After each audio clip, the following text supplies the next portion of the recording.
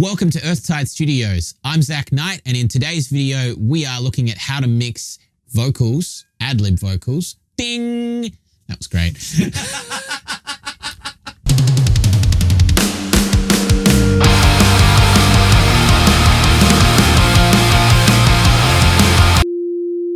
Welcome to Earthtide Studios. I'm Zach Knight, and in today's video, we are looking at how to mix ad-libs like Black Bear, Post Malone, and Travis Scott. Also, after you're done with this video, if you want to learn how to record, edit, and mix your vocals, you can grab our free vocal production course available for you right now. Just click the link below. All right, let's go and have a look at how to mix. All right, we're in the session now, guys, and we are ready to get stuck into learning how to mix some of those ad-libs. Let me show you the song that we're working with today. What is going through your head? You words are poison like my lead. Fake love from the people I know. Fake hands, yo. Fake it till I make it, so I pick up my guitar case. So as you can hear, it's got that kind of Blackberry, Post Malone kind of vibe to the song, and there's definitely quite a lot of ad-libs going on here. As you can see in the session, we've got a couple of different sounds going on here. I'll show you what the ad-libs sound like right now, and we'll chuck them all on for the sake of what we've got going on here.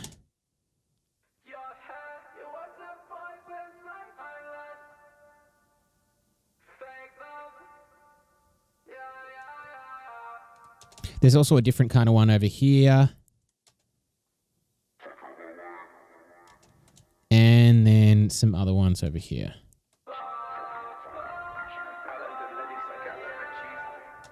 So a lot of different things going on. Let's break down what's happening in the actual mix chain.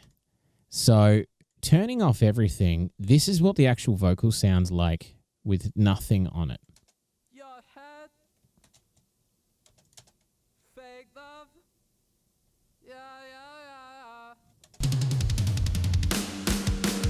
So the first thing I do is we add on a bit of, Autotune. It does the job, and realistically with this one, if you're looking to do ad-libs and you're doing them in that style, they're usually quite hard tuned. The retune speed's all the way down to 0. I've actually set it to the key of the song. This one's in D minor. If you don't know the key of the song, you can use Auto Key to help set that up, and you just load up Auto Key in the first instance of, I'll just show you right now. You load up Auto Key at the first instance of the track, and then just play. Fake love. Yeah. Do it again, and it says, in this particular case, C major, which obviously isn't the correct key. So what you want to do is give it a little bit more time in that particular case. Obviously right now, we've just got one track, so with a really short space of vocals, so it's a bit hard to suss that. Anyway, so what I've done is I've ran it there, the really fast retune speed, set it to the key of the song, and also I've actually adjusted the formant here as well, and adjusted the throat here, and just made it sound just a little bit deeper, because this is the vocal that we want to have it like sitting in the same register. Sometimes when you're doing ad-libs, you're transposing them, up an octave or down an octave. It's kind of a cool thing to do. This one, we're just setting the retune speed like that and just going hard at it, and straight away it does this. Fake love. Yeah.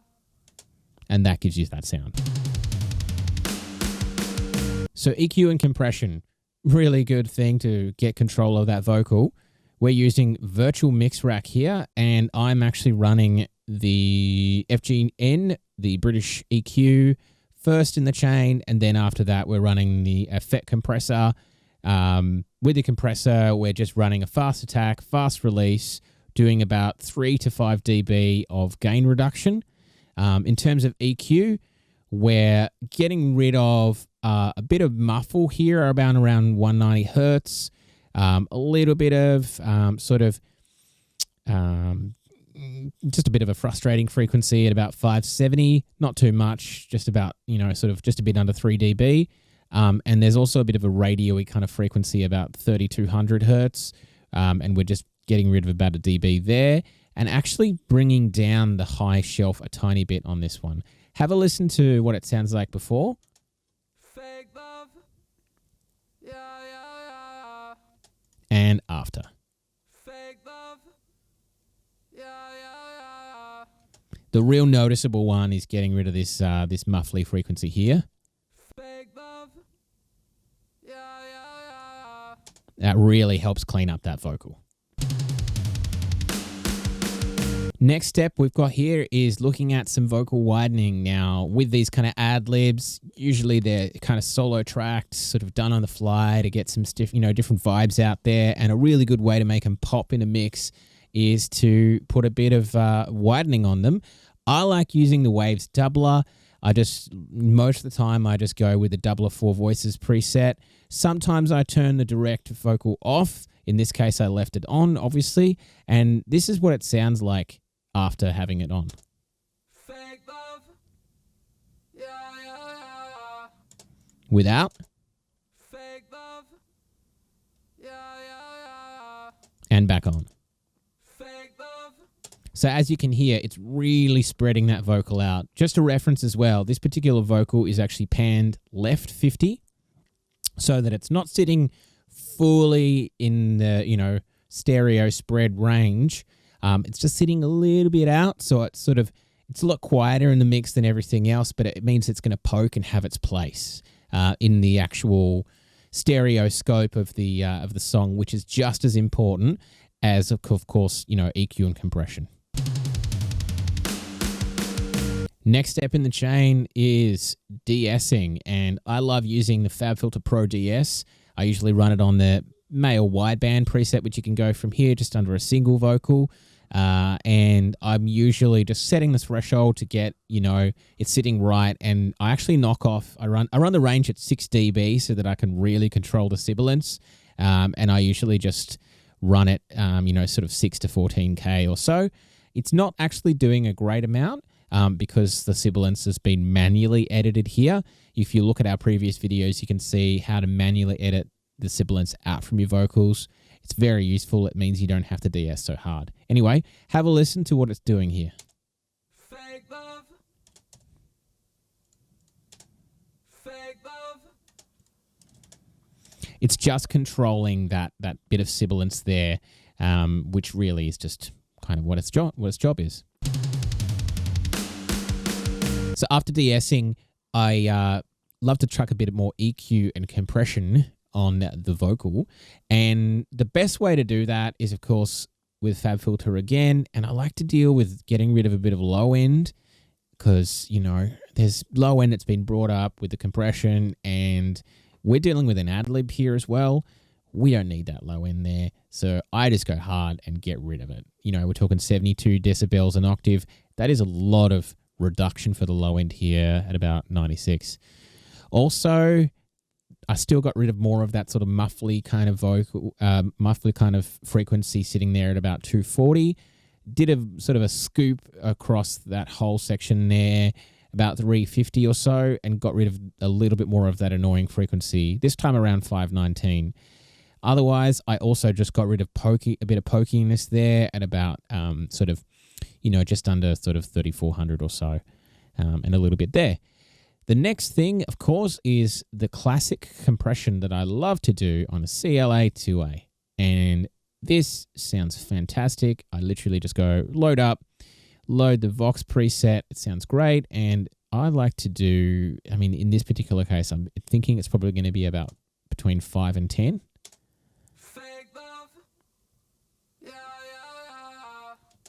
Sometimes even more. In this case, I went, between 10 to 20 dB of compression. Let's have a listen to what it does without it.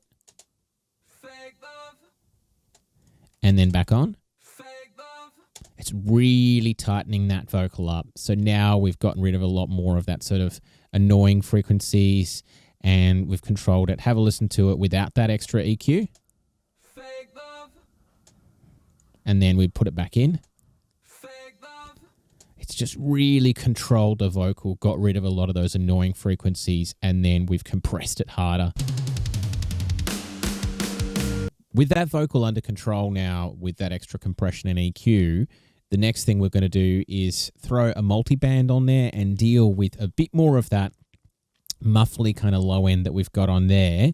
I've got it centered here with Pro MB sitting at about 280 hertz, just ducking at about 2 or so. And I've just really just gone with the default setting here. It does a job.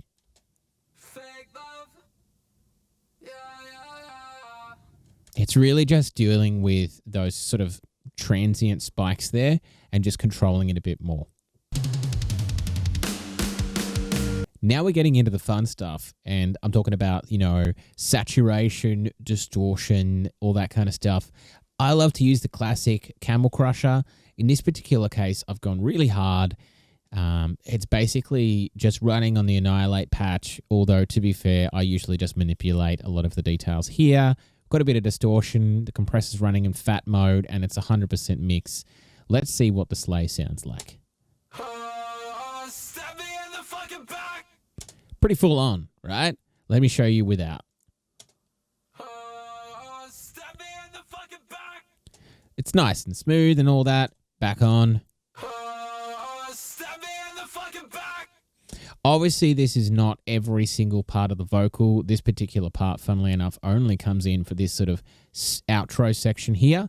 And it goes harder because the next thing I do is I put on the old classic Decapitator. We've just run this one here on the A style, fully driven, punished all the way, 100% mix, and we've just turned the tone down a little bit. And other than that, it's really going hard. This might be a bit loud. It sounds brutal, and that's what it is. Off again. Back on. Naturally, the first thing that you want to make sure you do is you want to make sure you do some filtering, which this only comes in when this part is on. And what I like to do is I love to run the Waves SSL channel strip, and I go with the CLA Filter Vox 2 preset because CLA, Chris Lord-Alge, he knows what he's doing. Sounds great. I just make sure I turn analog off in this particular case, and I then adjust the frequencies. In this particular case, I boost it a little bit to sort of make it poke through there at about 2.3K. We're looking about 4 dB. Filtered all the way to 350 and all the way to 3K. But these are like a more of gentle slope than what we had in the FabFilter Pro Q3 before. And so they don't really, they cut out a lot of stuff, but not everything. Other than that, we're boosting a bit of 1.5K to make it poke a bit more. And we're dealing with the low end, getting rid of about 3 dB at 100 hertz here. Also, we're running a compressor again, and because there's a lot of compression going on here, and we've got the threshold running there and a gate. This is just what it's come set up with the preset. So pretty good. Also, make sure that you select channel out here to have the dynamics run to the channel out. What this does is it means that this compression here is actually applied to the output stage, and the EQ runs first. So it's a good idea to do. Also, it's boosted in volume here to match where it sort of lost a bit of volume beforehand. This is what it's like without the filtering.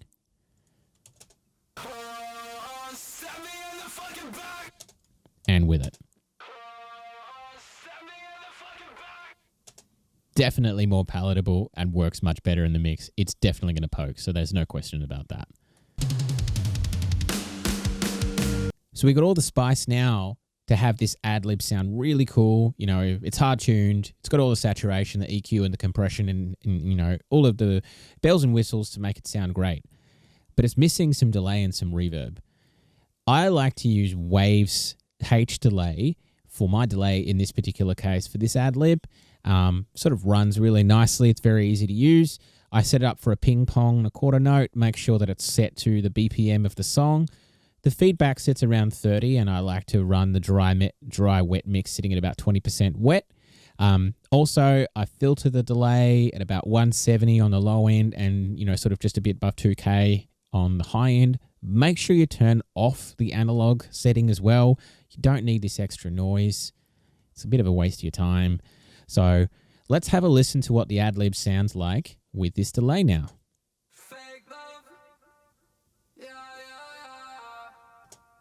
Pretty spicy, right? Without.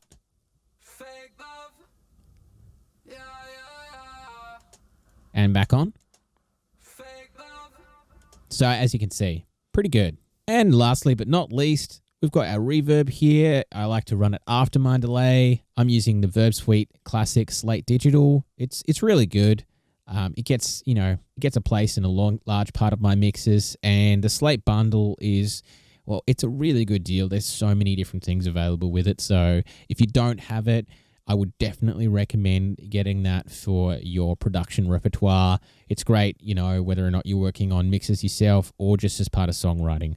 Anyway, the setting that I'm running on here is just the dark plate setting here on the FG250. I've got it about 3.3 seconds here. I haven't adjusted the width. I've got the chorus, sitting down here. The pre-delay is sitting at about 44.8 milliseconds. The attack sitting about 23 milliseconds. I haven't adjusted any of this here. And the reverb is running at about 30% wet. Let's have a listen to what it sounds like.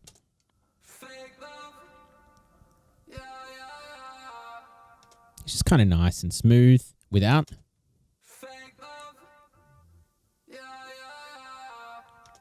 And then back on.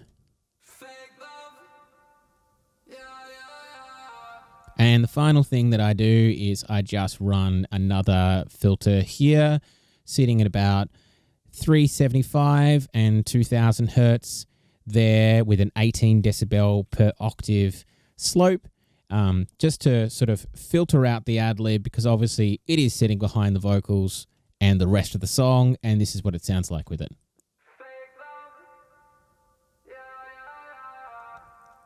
So now that we've got that all, have a listen to where we started.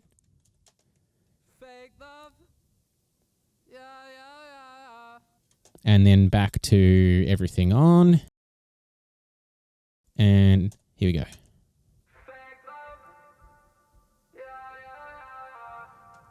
It's pretty crazy what we've done here. And then with the context of the song. I know, fake hands, yeah. Fake it till I make it, so I pick up my guitar case. Okay, you've got what you need to be able to mix your ad-libs and make them sound great. I hope this video was resourceful and super useful to you. And don't forget, we've got a free vocal production course available for you. Teaches you how to record and mix your vocals. The link is below and you can grab that for free. But until then, hey, take it easy.